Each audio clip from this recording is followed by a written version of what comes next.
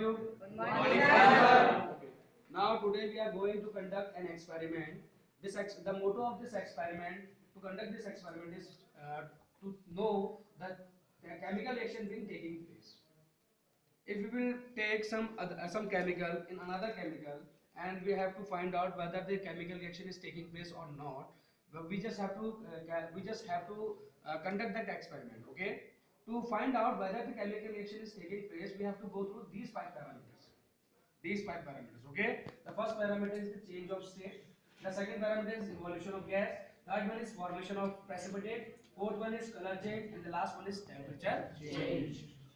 There are so many experiments by which you can identify whether this experiment is carried out or not. Means that a chemical reaction is being taking place or not. So first of all, what we have to do is we will see a mere change of. We will do an experiment of formation of precipitate. Let us consider the one example of formation of precipitates. I have already told you about the potassium iodide and lead nitrate in yesterday's class. Yes, Are you getting my point or not? There will be formation of which type of color? Which type of precipitate? In which the precipitate that is formed there is in which color? Yellow Yellow color. to orange. Okay? No.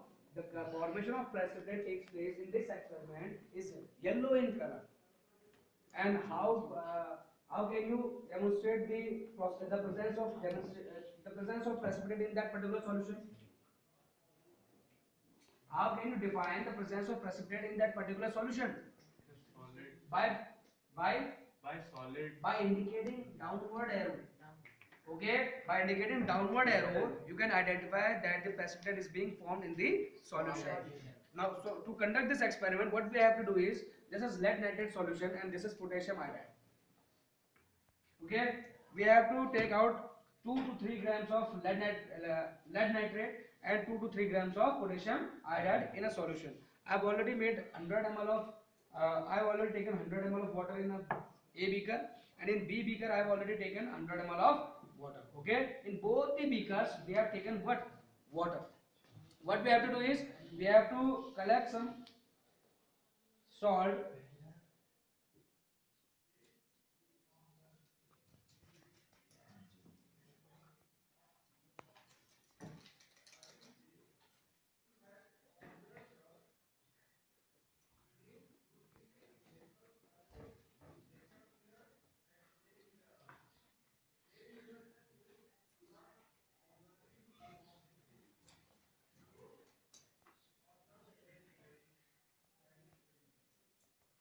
We have to make a solution of lead nitrate. Okay, it is buff in color, buff white in color. The solution of lead nitrate is buff white in color. Okay, now we have to take a small amount of what? Potassium iodide in another beaker.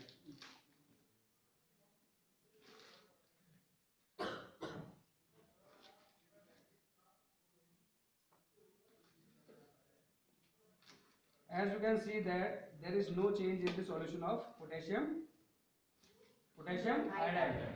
There is no change in solution of potassium iodide.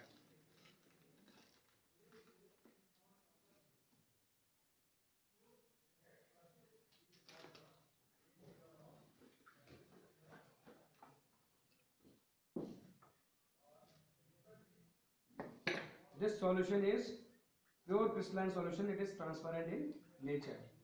We have made two solutions.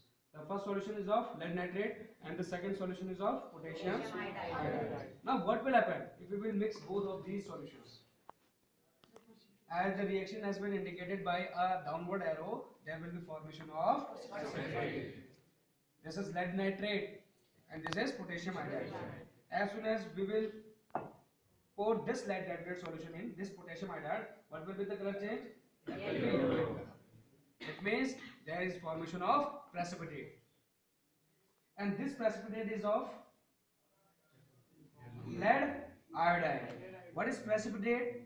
A solid substance that is insoluble in nature. It will settle down at the bottom of the beaker. It will be solid in nature. That will be the nature of that particular precipitate is that it is insoluble in the solution. So for after a while it will settle down at the bottom of the beaker. And how can we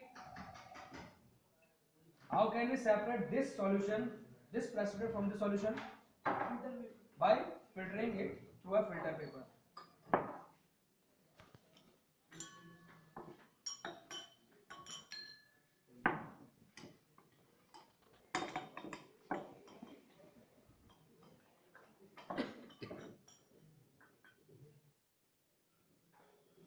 This is a filter paper.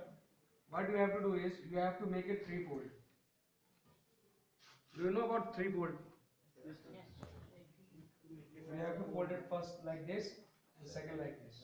Now what you have to do is you have to make sure that the first one part will be here and three part will be in this side. Okay. Now put this in the funnel and you have to separate this solution. What you will get? The precipitate will be over the funnel, but the solution will be go down to the beaker. Okay.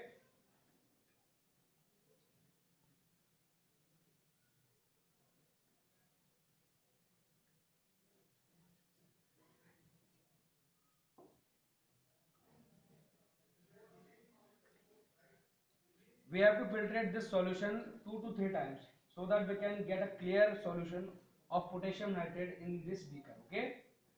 As you can see,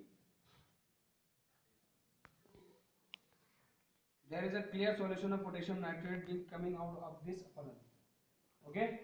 And the precipitate will the residue, the substance that is present over this filter paper, it will be called as residue, and this will be called as precipitate.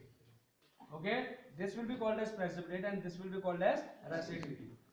Why there is presence of residue over the filter paper? Because the filter paper has minute pores and the residue has larger size than that of the filter paper pores.